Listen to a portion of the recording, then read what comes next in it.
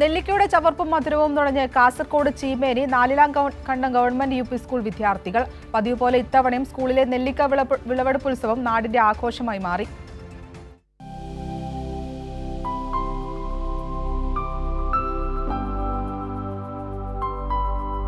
School മുറ്റം നിറയെ നെല്ലിമരങ്ങൾ.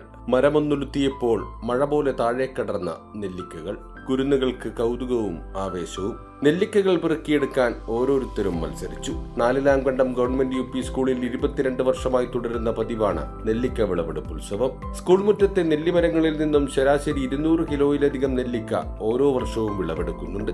കുട്ടികൾക്ക് നെല്ലിക്ക നൽകി ചെറുപത്തൂർ AEO രമേശൻ പുന്നത്തിരിയൻ വിളവെടുപ്പ് ഉത്സവം ഉദ്ഘാടനം ചെയ്തു.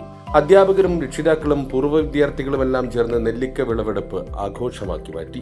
നിറയെ മരങ്ങളാൽ നിറഞ്ഞു നിൽക്കുന്നതാണ് സ്കൂൾ പരിസരം. ഭൂരിഭാഗവും നെല്ലിമരങ്ങൾ. വിളവെടുക്കുന്ന നെല്ലിക്കകൾ സ്കൂളിലെ കുട്ടികൾക്ക് വീതിച്ചു നൽകുകയാണ് പതിവ്. നാലിലാം കണ്ടം സ്കൂളിലെ ഓരോ നെല്ലിക്ക വിളവെടുപ്പ് ഉത്സവവും വിദ്യാർത്ഥികളുടെ മനസ്സിൽ മധുരമുള്ള ഓർമ്മയാണ് നൽകുന്നത്.